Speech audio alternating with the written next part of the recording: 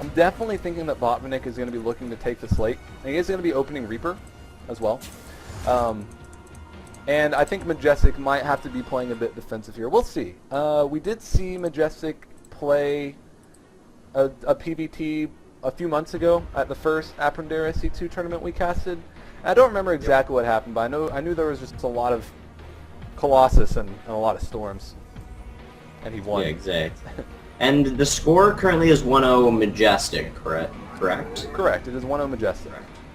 It says that on the scoreboard. So Majestic has not built a third pylon in his base just yet. He's gotten 2 on each gas. Probably just going to be a macro opener. He has scouted to see that there is a Reaper, so he did get the 2 on each gas to make sure he could have the Stalker and Mothership Core out on time.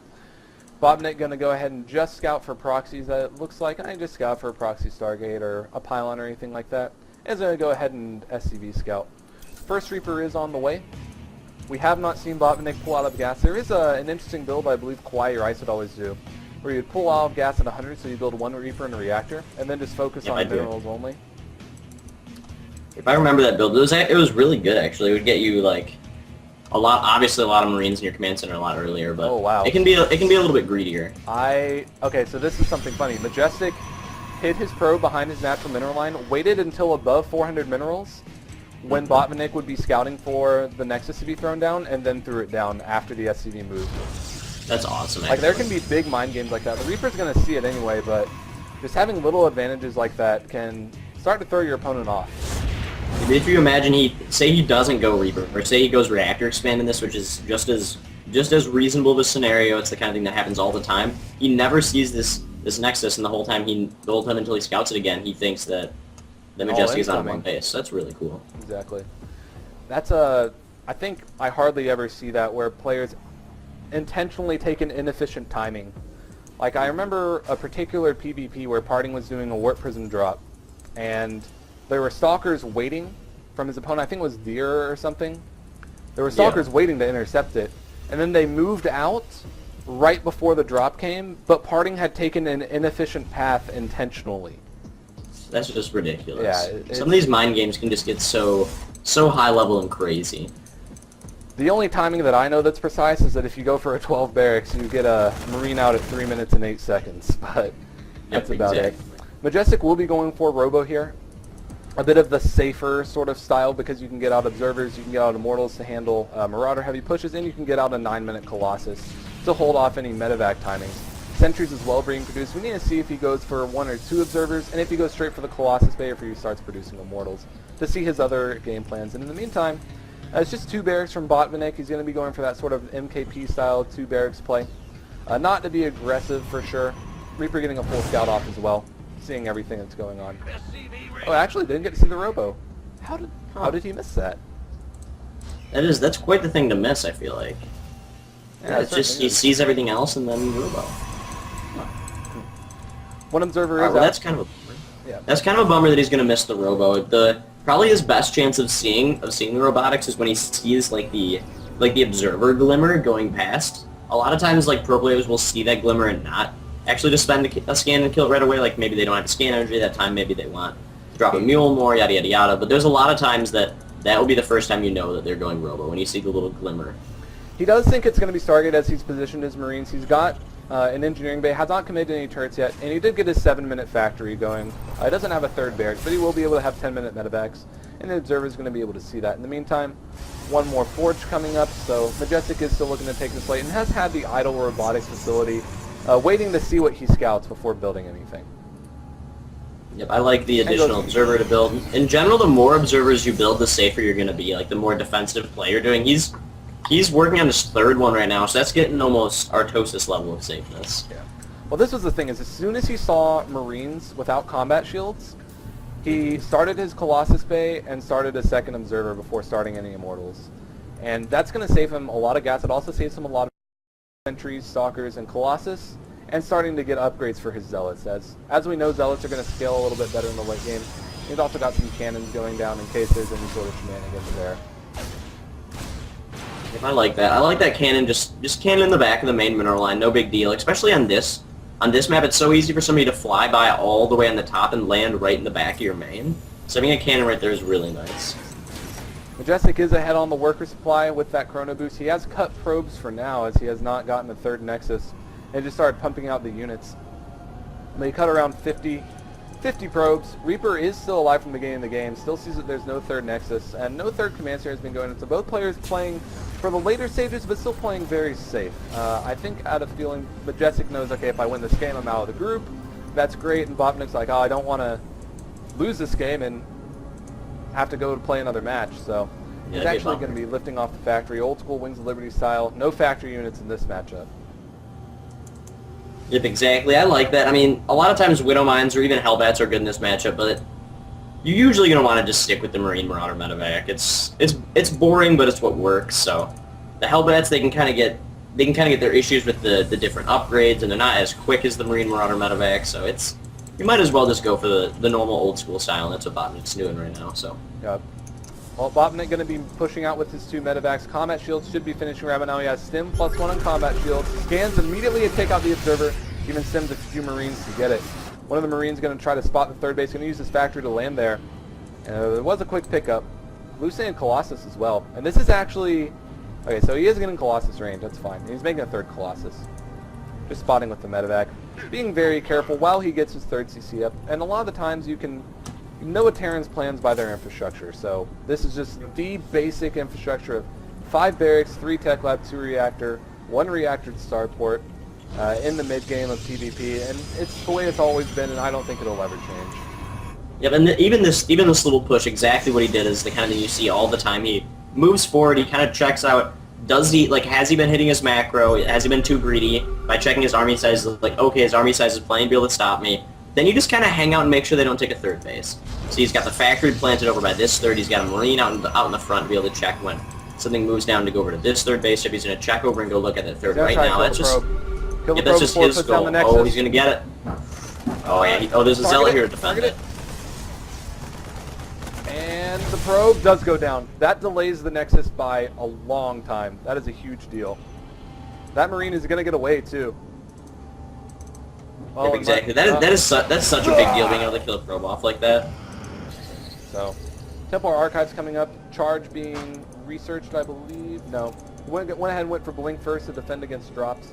Luce and Phoenix going to be able to scout the position of Botvinik's army. Botvinik has a lot of map control and a lot of map vision. Does have his third base controlled, and he did stop at 4 Vikings. We don't see we did see the Ghost Academy complete. We don't see too many ghosts being produced just yet.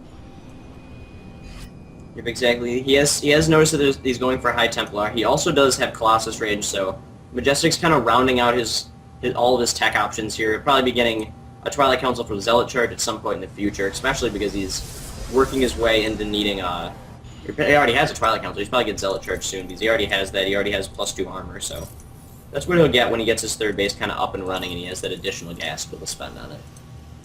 2-2 coming on up for our Terran player. He has started to produce a few more Vikings. Going to go ahead and get the Ghost upgrades before starting to build the Ghosts at all. Factory still landed over by this 4th base. The 3rd is established, though. And the worker count is still pretty even, but the income is a little bit ahead for the Terran as his workers are spread out over a few more bases. And Zealot Charge Storm coming on up. Yeah, Majestic's just going to wait till he's maxed out. And there's almost no reason to not do that on this map as either player. Because the defensive positions are just so strong in this matchup, and you're going to have an easier time when it's split map and you're trying to drop and out multitask your opponent. Yep, exactly. We're also seeing Mobius Reactor coming down, more ghosts getting pumped out. So he's starting to commit a little bit to this more late game army. He's starting to build Vikings, starting to build ghosts. He's getting his kind of later game upgrades. So Botvinik is definitely working into that Viking ghost portion of the MMM Viking ghosts. So that's important. You want to be able to get as much of that up as quickly as possible. Because when you get a big army of mostly ghosts instead of Marines, it gets really, really difficult to stop. Because those EMPs are... The Vikings on the way to intercept the Warp Prism. There it goes. Almost one shot. No DP is going to be warped in. Botvinik's whole army comes back, and he will be the one that's maxing out first. But now he'll stop dropping mules, start using scans, and he's just going to have so much map control. Yeah, but getting those additional bases up much more quickly for Botvinik just gives him this little supply buffer that makes it so he can just be out on the map at any point he wants. But he still cannot just run headlong into this army at any point. It's very, very dangerous. This is a tense move. Vikings are going to be trying to go for it for the Colossus. Stalker's going to blink forward and try to take them out as well, but the Marine Marauder medevac going to be trying to pressure them again, and this is that TVP dance. Oh, a few of the ghosts coming in, going to try to EMP the High Templars. Not going to be working. A few of them going down. Are there any storms? There still are storms. Vikings going to be able to only take out one Colossus at the cost of, I believe, 3 Vikings there. And now the Marines and Marauders do have the high ground advantage. But huge EMP on those Templars. Only one of them has storm. Chargebot's going in, but there's big storm. No dodge back from Botvinik. And Majestic is dropping in supply right now. 2 Archons being made. More Warpins coming. Vikings take out the last Colossus, and the Archons are going to fall as well. And Botvinik takes a huge engagement. That was such a good engagement for him. It was such a good position for him to be in. He had the nice large arc. He got EMPs off on the whole previous army a little bit earlier that they had not got enough time for their shields to regenerate. And then those just 1 or 2 money EMPs in the High Templars can just completely turn the tide of the game. The moment those hit, he just went straight in and attacked. The 2 Colossus weren't enough, and Botvinik could just power through, and now he's got a huge supply lead. Absolutely. He's got his 4th command center started to be constructed. Also, I'm going to say, I'm so glad my roommates are home for break, because I can yell like that as much as I want, and it's great. There's no problem at all. I'm so happy that I'm home from break down in my basement. It's essentially shaped like a bomb shelter. It's just concrete it walls sounds like everywhere. a bomb shelter too. It really does. Just gonna let you know. Well, both players gonna be going to that 4th base economy. We're getting into late game PvP. Good stuff. We're gonna be able to see whose multitasking is better, who can micro furiously for about 5 seconds best. It's gonna be excellent. It would be really nice if we could kill off this observer though, because Majestic knows exactly where his army is. It's almost nice to roll around with a Raven at all points in situations like this. Like, I like to build my 2nd starport to have a tech lab, so you can always have a Raven over your army. Any seeker missiles helps a lot, especially on Colossus, and never having an observer over your army is so. Majestic can't come out of his base. Look at this warp prism. This is so good. Botvinik is doing such a good job blocking off every single possible route. Here goes Majestic storming down. Vikings going to be taking on the Muzzle right away, taking down the 1st block, taking down the 2nd block. They're a huge storm. All the ghosts dying as well. Lots of Marauders in the sport, trying to split as well as they can. The Vikings are landed, and Botvinik has a huge supply lead. Look at the production tab. Zealots are going to be coming in. 1 High Templar is coming in. It does not have storms. They do have plus charges. Zealots are so tanky, but at the same time, there's so much DPS in this army. Good game. Botvinik ties up the series 1-1. Yeah, absolutely. We're going to go ahead and get into the deciding game of group... What group is this? This is group... I'm group gonna guess 4. Alright, well, we're going to go ahead and halt the tunes as we are now in the game. We're going to introduce the players falling in that last game, in the late game, to Botvinik. Let's see what he can do in this game. He is a yellow Protoss player, Majestic. And up in the top right-hand corner of our map, Frost, it is the master of the Ghost and Viking control. It is our red Terran player, Botvinik. So this. He also has a very fun name. it's so fun to say, man. I love casting Botvinik. I feel like my. Well, okay. I was gonna say I feel like my tongue gets a workout, and then, realize. And then innuendos and such. Things like that. So, I don't really expect anything too different. This is going to be a close position map, so this area near the watchtower is going to be heavily contested, as well as this narrow area, and drops are going to be a little bit more difficult, and it depends on the base. So if Majestic takes this 3rd base, or if the Terran player takes the 3rd base that has the ledge over it, it's going to be a sign of defense, I believe, because you can defend that high ground a little bit more easily, but fanning out your forces when you take this other 3rd base towards the south end for both players will be a little bit easier for engagements. And engagements are just so difficult in late game TVP. Oh yeah, it's so tough to have those engagements like that. You have to pick a spot to be able to fight so carefully. Really, the best place for a Terran player to fight at least would be kind of right out in front of this watchtower, wherever the Lyote is right now. It would be the best spot for the Terran to fight, because you always want to get those big arcs. You want to reduce splash damage as much as possible. There's really none of your army is splash damage, where the vast majority of theirs is. I like Botvinik's decision to go CC first, because I don't think that Majestic will scout until after throwing down the Nexus. I believe that's what he did in the last 2 games. So the only thing that can really deal with this is if Botvinik does something like skip the bunker and have a Chrono boosted Zealot Stalker Mothership Core come out at him. But I don't think that that's going to happen. And he's even going to be building up the 2 barracks force And this is just pretty much the only follow-up right now. Otherwise, you just don't really get enough Marines to deal with Oracles later on. Yeah, exactly. So, I like that. Yeah, against Zerg, when you go CC first, you usually go barracks into gas because they don't really have anything. Like a Zerg attack, most of the early attacks are stopped by having buildings blocking off your way into your base. So you don't really need a lot of Marines out. Where Protoss is not. That's not the truth. Stuff can get up into your base. Mothership 4 can float over and kill stuff from the high ground and stuff like that. So you need to get that second barracks up right away, especially with Oracles. When they stroll in, you're going to need a lot of Marines. Absolutely. Botvinik going to get lucky with the first scout, going to get to see the Nexus as well. Majestic still has not chosen a scout, but, you know, why scout if you're not going to change your build? And Botvinik's going to look at this and be like, okay, 1 pylon, 2 pylons, where's the 3rd pylon? Is there a 3rd pylon? And Majestic intentionally hiding the pylon away for the SCV to scout to keep Botvinik in the dark. And he should say, okay, I think I have an advantage right now because I did get away with CC first. So he knows that he doesn't see the 3rd pylon, puts a spotter depot in the way and keeps making Marines and doesn't go for something like a 3rd CC. Yep, I like that. And if anybody doesn't know, the 3rd pylon is the really important one you want to scout out for proxies. The first 2 are always going to be in the Protoss's base, but after that, the 3rd one is the one that they're usually going to proxy stuff on. So if you don't find a 3rd pylon in their base around, say 4:30, even like closer to like 4:15, you know that 3rd pylon's getting placed somewhere else, and it's going to be a proxy type thing. So he didn't see that 3rd pylon in there, so he's assuming there's going to be some sort of proxy, and that's why he's going to play slightly more defensive with this 3rd barracks, this additional gas, instead of getting another command center. Majestic's going to be playing defensive again. He went immediately into sentry production after producing his first stalker, and he's gone robo. And this is just one of the things that you do if you want to just get to the late game, and since it's also safe against almost anything the Terran can throw at you, you just don't scout. It's fine, because why scout if you're not going to change your build? Yeah, exactly. So, 3rd barracks coming on up, and without any knowledge, Botvinik does scan. He gets to see the robo. He had moved his Marines into his mineral line at the 6-minute mark to make sure that there were no Oracles coming on in. Within 6 Marines is the perfect amount to move up there. 4 Marines, I believe, is the exact amount that an Oracle beats. 5 Marines barely beats the Oracle, but you lose a lot of Marines, where 6 will beat it pretty easily and you won't lose a large amount of Marines. So that's the optimal amount you want to put up in your mineral line that doesn't take too much away from your defense of your front. So. Okay, there's a really early double gas here at Majestic's Natural, so I'm wondering what he's planning on doing with that, because he's not going to get a 3rd Nexus that soon. He is just adding on 2 extra gateways at a reasonably normal time.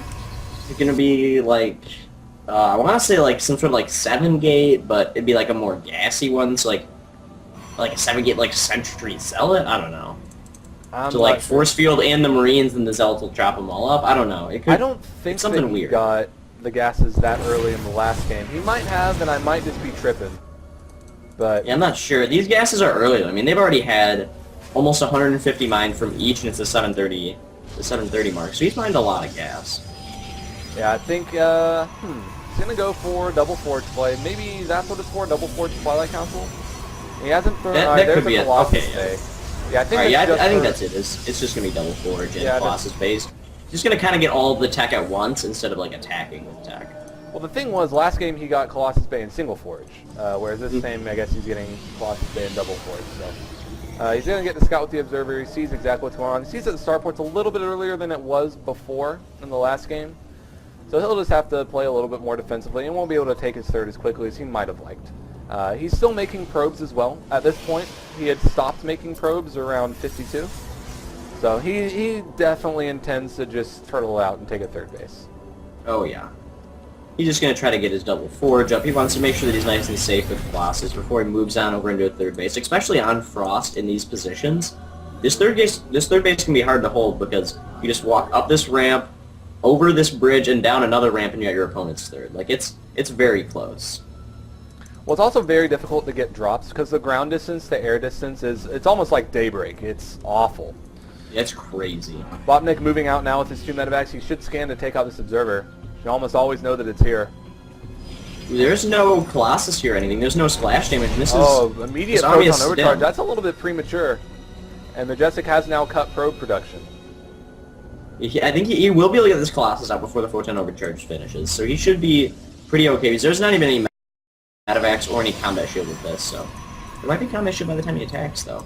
I'm sure that there will be. He's also waiting for the medevacs to catch up. Even carrying a few units with it. Now that is efficiency right there, ladies and gentlemen.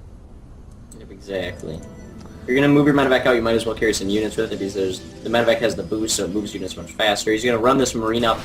He did not see the Colossus beam, I don't think, yet he saw it with the scan right there. It doesn't look like he could fight that army. There's quite a few gateway units and a Colossus, so. He should just probably throw down his 3rd command center. He does take out the Observer barely on the edge of that vision right before it ran out. The Observer is still alive, though. And he added on the 2 extra barracks. He started the Viking production. He'll probably stop at 4 or 6 like last game, and probably just add on the 3rd command center again. It's pretty much identical to what we got to see last game, even to the landing factory. So. Ooh, but this factory is not going to land in time, but he's going to know this 3rd base is being built, so I guarantee you he's got to stim over and run. Now we got to see will Majestic be able to cancel it, or will it get killed off too fast? It's going to get canceled. 2 Colossi are going to be trying to engage, but the Marine Heavy Force is getting so much damage from the 1-1 Colossus. He did not expect the upgrades to be out that early, and the 3rd base does go down before the factory can land. A little bit of a misstep there from Botvinik as he does fall a little bit behind in units lost, and Majestic does get his 3rd base before the 3rd CC has really gotten underway, and immediately Botvinik says, alright, you're going Colossus, that means your Blink is delayed and your Templar Tech is delayed. I'm going to load up a double drop immediately to try to gain some more maps. If Colossus is one of the worst Protoss compositions for defending drops. Obviously, when you get the Blink, it's better. When you have Templars out later in the game, it will be better. But at this point, when he knows that he just has Colossus, and especially because he knows that there's double upgrades, so there can't be any more additional tech, he knows that this is a really good option for him. All that would be able to defend is Colossus, and no units are split up back here. So here we go. He gets free reign here. Probably be able to get 4. Might not be able to get it. Majestic did recall to his main Nexus to defend that, though. But in the meantime, here comes... This is such a pain as a Protoss player, because having your army split up loses to these split up armies from the Terran player at this stage of the game. And he's able to come in, cancel the 3rd base, and then he comes in, double drops again, immediately targeting the forge, plus 2's not going to finish, immediately canceled. 2 gateways going to be going down right away. Colossus are going to try to take that out. Cybernetics Corps was not in too much danger. In the meantime, there was not any sort of another bio attack going towards the 3rd base, but there is a Marine there that did kill the probe. A couple of Zealots have to be warped in to take care of it. And right now, Botvinik definitely controls the pace of the game. Oh yeah, he's in such a good spot. With those drops, he traded out a singular Marine for a pylon and unpowering 2 gates and a forge and a lot of hull damage on 2 warp gates, on top of the fact that he used that to be able to swing in and take out the 3rd base. So that was such an efficient choice for him to do. Gotta love any of those mid-game drops anytime you're going up against Colossus tech. There's a warp prism up in the top corner for Majestic. Going to be trying to do something with that whenever he can, trying to get his 3rd base back up. Botvinik did spot that Templar was starting to be produced and did start producing his Ghost Academy. And he's going to be trying to swing into the 3rd base again. No cannons are up. No army is in position right now. As Botvinik is just still in 2 places at once. Cancels the 3rd base right away. This just hurts. It just feels bad. Because this is really rough. Every second that goes in, you're behind. He scans again, sees that there's an observer in the army, sees where the Templar are, and Botvinik does back off. Yeah, this is just so sad to be able to watch him like this. Because even little things like this little strike force is going to make him continue to have to run back. Now these medevacs are just going to boost and get out. They might actually get feedback. Oh, they do. One of the medevacs gets killed. 2 Marauders and 1 Marine gets out. And one of the medevacs might be able to kill this Archon too. That was even such a good trade right there, just be able to kill. Doing little stuff like this is it's so good. The Terran can just keep on splitting up his force, but the main problem is how does he do against this big death ball push? Can he fight up this big army? He can't split up against this. He was 6 or 7 there. You want to have 3 Vikings per Colossus, but this spot for him to engage is not good. Oh, it's very Storm choked going up. down on the Vikings. Pretty good. Get those SCVs out of there. Majestic was pretty sick of getting his 3rd base assaulted, but now he's going to take the advantageous position, bleeding off a few Zealots. That's what LGIM first would do, bleed off Zealots, and then zone with Storms as he retreats with his army. And if you're doing PBT like LGIM first, then you're doing it right, for sure. Yeah, certainly. And you know what's happening right now? Majestic has free reign in his main, free reign in his 3rd. Very good play from him. 3rd's not mining very well from Botvinik. Majestic killed up 26. I did not think that would be so bad. I thought that Botvinik would just retreat his SCVs, but now the worker count is 58 to 42, and Botvinik is only producing off of 3 command centers, and he doesn't have Chrono Boost. Ooh, look at this little cheeky play down by Majestic's 3rd, though. Just out of Majestic's vision, actually it's in his vision, it's directly next to a pylon. is a factory that landed and is building Widow Mines. Well, there is a cannon ready for it. I think if he puts it behind the mineral line, it can't shoot. It can shoot with a cannon, though. Yep. So there you go. That's a little bit of a cheeky play. Oh, there is a storm on it. Does take out the Widow Mine just then. But now and it ends up taking out all four probes too. So that's pretty good. And he lifts off the factory and runs away like he didn't see anything. All right. I'll stop doing that. One Widow Mine is all I made. Unlike the last game, Majestic's observers are getting to stay alive. The High Templar are in advantageous positions to storm, and Botvinik just keeps scanning ahead right now. He's scanning ahead. He's not scanning on top of his army, and these observers are keeping him with a lot of vision. The Warp Prism even providing a lot of vision. One of the High Templars does get taken out by a lone Marine. Very good trade for Botvinik, but he's close to maxed out, and he has less workers. He has about 15 more army supply. But what I'm worried about is there are only 3 ghosts in this composition currently. So that's only just 3 not EMPs. enough. Yeah. I mean, if he layers those 3 EMPs perfectly in this whole army, he might be able to do it, but there are a lot of High Templars. There's 7 High Templars out here, all with nearly full energy, so there's just so many storms he's going to have to deal with. It's going to be a bit difficult. A few medevacs are actually loaded up. I don't know if that's a mistake. It looks like it was. As Botvinik is now loading it out. But Majestic, he's maxed out now. He's moving forward. A couple hallucinated Colossus going to try to draw some Viking fire. Huge storms going down. Almost no split. All the ghosts dying immediately. It's a freaking lightning show here. Vikings focusing. Hallucinated Colossus. Scan's going to reveal it, but all the Vikings are dead. All of the High Templars are turning into Archons. All the Marauders are melting. More storms going down. More storms. Majestic takes it 2-1. Oh my God. It's cloudy with the chance of lightning.